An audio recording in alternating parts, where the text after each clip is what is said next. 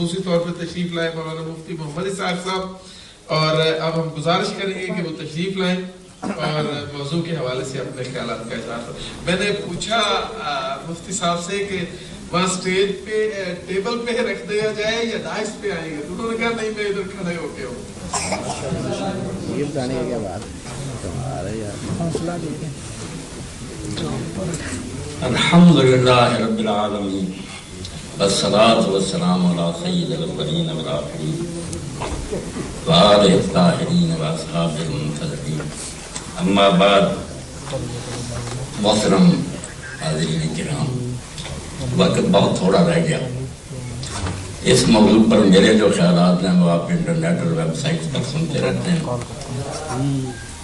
یہ موضوع اتنے تھوڑے وقت میں سمیٹا نہیں جا سکتا۔ آپ نے سب حضرات کی گفتگو سنی، مگر میرا جو انداز ہے اور جو میں نے اس موضوع پر تحقیق کی، اللہ کے فضل سے میں نے کمزور روایتوں پر انحصار نہیں کیا۔ جیسے کہہ رہے تھے علامہ صاحب کہ تاریخ میں ایسا تھا، تاریخ بھی ہم سب جانتے ہیں کہ بنو عباس کے زمانے میں مرتب ہوئی، وہ بھی بنو امیہ کے دشمن تھے، ہر حکمران پر پہلوں کے خلاف لکھوا دیتا اپنے۔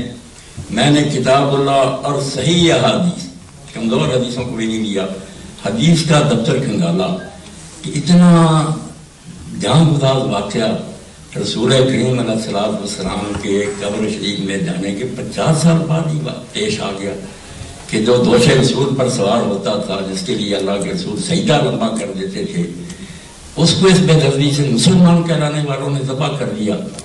اور جبکہ وہ دیکھ رہا تھا کہ میرے ساتھ بہت تھوڑے آدمی ہیں اور یہ ڈمی مائی حکومت ہے، میں اس کو بدل نہیں سکتا، نہ بدلا جا ہی سکا، تو وہ کیوں اٹھے؟ جبکہ لوگ کہتے ہیں لوگوں نے منع بھی کرتے رہے، بظاہر حالات ایسے ہی تھے کہ اٹھنے کا کوئی جواب نہیں تھا، مگر کوئی ایسا حال تھا جس کی وجہ سے انہوں نے محسوس کیا کہ اب خاموش رہنا جو نا یہ بہت جرم ہو، اسلام پر جرم ہوگا۔ تو اس کو سمجھنے کے لیے نا جو باتیں آپ نے سنی وہ سب ٹھیک ہیں، مگر آپ یقین جانیں اس کو سمجھنے کے لیے جب کوئی شخص صرف یزید کے دور تک ہی رہے گا نا، اس واقعہ کو سمجھ نہیں سکتا۔ کیا یزید شرابی تھا، فاسق تھا، وہ اتنی بات نہیں تھی، وہ شرابی دانی میں ہوتا تو یہ کوئی اتنی قیامت نہیں تھی، پہلے لوگ شراب پیتے تھے۔ مصیبت یہ تھی کہ قرآن اور حکومت کا ساتھ چھوٹ رہا تھا، قرآن الگ ہو گیا تھا، حکومت الگ ہو گئی۔ میرے محترم ساتھی کہتے لوگ نماز پڑھتے روزہ رکھتے تھے، ان چیزوں کا انکار نہیں، وہ حکمران بھی کرتے تھے، کوئی انہوں نے علانیہ انکار نہیں کیا ان چیزوں کا، مگر وہ علامہ اقبال رحمۃ اللہ علیہ بات، ملا کو جو ہے ہند میں سجدے کی اجازت، نادان یہ سمجھتا ہے اسلام ہے آزاد۔ جب تصور یہ رہ جائے کہ نماز ایک شخص پڑھے شراب نہ پیے بس دین ہے، تو پھر کیا کربلا کی سمجھ آئے گی؟ جب وہ سمجھے کہ اسلام اور توحید نام ہے، ماں سے اللہ رام مسلمان بندہ رہے، پیشے پیرونے سرش پر پتگندہ رہے۔ اللہ کے قانون کو چھوڑ کر جب حکومت کرنی شروع کر دی ہے، نمازیں چلتی رہیں، روزے ہوتے رہیں، حج کرتے رہیں، مگر قانون خداوندی سے جان چھڑا رہی ہے۔ علامہ اقبال رحمۃ اللہ علیہ فرماتے ہیں کہ کربلا کا حادثہ کیوں پیش آیا، کیوں حکومت رشتہ قرآن سے؟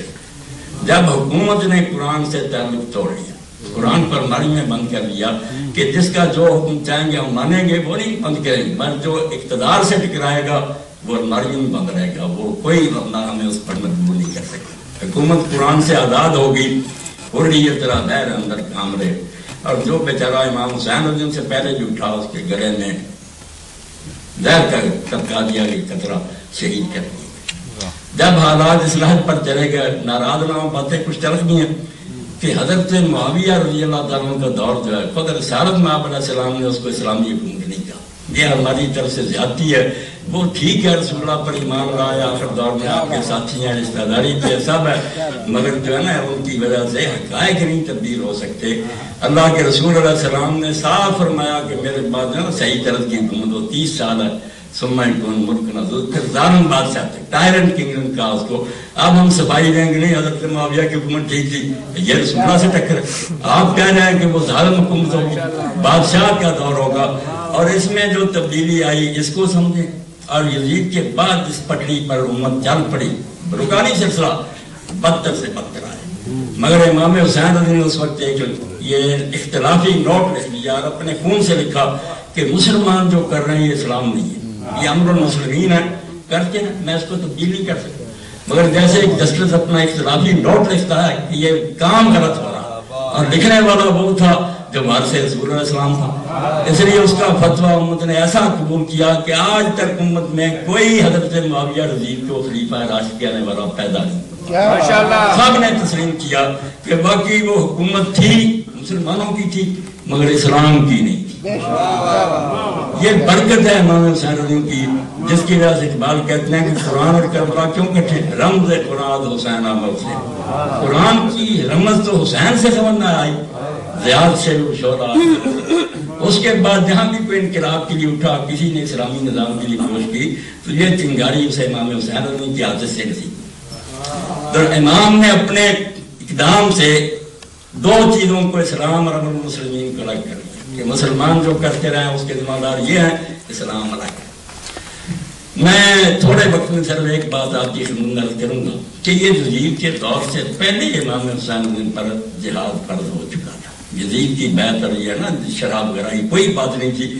خود حضرت معاویہ رضی کے زمانے میں بھی لوگ ان کے پاس آتے محبت رکھنے والے کہ آپ کے بھائی نے صلح کر کے یہ کیا مصیبت ہمارے گلے میں ڈال دیجیے, ہمارے ساتھی مارے جا رہے ہیں, قتل ہو رہا ہے, ان کی جائیدادیں ضبط ہو رہی, وعدے کی ذرا پابندی نہیں ہوئی, اور منبروں میں حرام میں امت کے اتنے بڑے سردار رسول اللہ کے بھائی پر جمعہ اور عید کے خطبہ میں لعنت کی جاتی ہے کہ علی پر لعنت ہے, اس سے بات یہ کیا معاہدہ. تو امام حسین نے یہی کہتے رہے کہ میرے بھائی نے ایک معاہدہ کر لیا. صلح حسن پر بھی میرا خطبہ سنیں, شیعہ سنی بھی نہیں سمجھ سکے کہ حسن نے یہ صلح کیوں. یقین جانے کربلا کا کوئی جواز ہی پیدا نہیں ہو سکتا تھا اگر حسین اٹھتے نا صلح حسن کے بغیر, تو بالکل ٹوٹے ہوتے. ہموار اس کام کے لیے حسن کی صلح بڑی اہم دے دیا. جو ڈونگ رچایا ہوا تھا نا کہ حضرت عثمان رضی کا خون کا بدلہ نہیں لیا, یہ پردہ ڈال دیا تھا, اس سے عام لوگ جو متاثر ہو گئے. حضرت حسن رضی کا میں جنگ بھی لڑوں گا, پہاڑوں جیسی فوجیں لے کر حضرت حسن گئے تھے, مقابلے میں معاویہ بھی آیا تھا, مگر انہوں نے دیکھا کہ میں جیت گیا, پھر کیا ہو, وہ الزام رہے گا کہ عثمان رضی کے خون کا بدلہ نہیں لیا. میں اس کو بڑی اہمیت دیتا ہوں, درمیان سے نکل جاتا ہوں, اور پھر دیکھوں گا کہ وہ عثمان رضی کے خون کا بدلہ لیتا. سب شیعہ سنی جانتے ہیں, پھر نہ یہ کیس پوٹا ہوا, نہ کوئی قاتل عثمان پکڑا گیا, نہ کسی کو سزا ملی, اور دین کے ساتھ ایسا مذاق ہوا. یہ کہہ رہے نا کہ دین قائم تھا, دین نہیں قائم تھا. بالکل یہ ٹھیک ہے, نماز روزے کرتے تھے. میں صحیح بخاری سے لے کر حدیث یا کتاب سے ثابت کروں گا کہ وقت تو نماز کے جو تھے وہ بہت بدل گئی. زور تو تھی اثر کے بعد پڑی جاتی, اثر مغرب کے قریب خطبہ جمعہ اتنا لمبا ہوتا کہ لوگ اشارے سے بیٹھے بیٹھے نماز پڑھتے, اور اگر کسی بیچارے نے اٹھ کر پڑھی تو اس کا سر گرم کہتے ہیں. اور اس پر ہی حضرت حضرت نبی نے جب زیاد سے کہا نہ کوفہ میں کہ رسول اللہ کے بعد کوئی نبی نہیں آیا, نہ کوئی کتاب نازل ہوئی ہے, یہ نماز کا کوئی وقت ہے, جمعہ کی وجہ سے مغرب ہو رہی, تو ان بیچاروں کے خلاف کیس امیر معاویہ کے پاس بھیج دیا گیا کہ انہوں نے بغاوت کی ہے. وہ بیچارے کہتے رہے کہ ہم حضرت حسن کی صلح پر قائم ہیں, مگر نہیں, ان کے سامنے قبریں کھودی گئی, کفن بچھائے گئے, اور حضرت حجر جیسے صحابی, حضرت حسین سے پہلے کی بات, راہب صاحب ماما کفن بچے ہوئے ہیں, قبریں کھودی گئی ہیں, بچنے کی صرف ایک صورت ہے کہ تم علیہ السلام پر لعنت ہے. انہوں نے کہا توبہ توبہ, عمر گزری ان سے محبت کرتے, میں جان بچانے کے لیے لعنت کیا, اور اپنے لوگوں سے کہا. ابن حجر رحمۃ اللہ علیہ صحابہ میں لکھتے ہیں, ہاں سب محدثین نے لکھا جو صحابہ پر کتابیں, کہ میرے کفن آلود کپڑے نہ, یہ خون آلود کپڑے نہ اتارنا, نہ بیڑیاں اتارنا, مجھے اسی طرح دفن کر دینا, میں پر صراط پر معاویہ سے اسی طرح ملاقات کروں, میری اس کی ملاقات ہوگی. اسی لیے جب لوگوں نے پوچھا کہ متى ذل الناس, لوگ کب ذلیل ہوئے, کہا حین مات الحسن, پہلی ذلت تو مسلمانوں کو اس نے نصیب ہوئی جب حکومت چھوڑنے کے باوجود حضرت حسن علیہ السلام کو زہر سے شہید کیا گیا, اور اس پر خوشی منائی گئی. یہ حضرات بیٹھے ہیں, میں حدیث کا حوالہ دوں گا, مسلم عمل اور ابو داؤد شریف نکالنے. وہاں دربار میں حضرت معاویہ کے مقدام میں نمازی کربل کو ساتھی گئے تھے, حکومت اس کے پاس. تو حضرت مقدام سے کہا انہوں نے معاویہ نے کہ تجھے پتا حسن ابن علی فوت ہو گیا, تو انہوں نے انا للہ و انا الیہ راجعون, جو دین کہتا عام آدمی کی موت پر کرو. تو امیر معاویہ نے کہا تو مصیبت ہے کہ حسن کا مرنا کوئی افسوسناک بات ہے, اور درباری بولا جمرات اللہ, وہ تو ایک آگ کا گہرا سا ڈال دیا.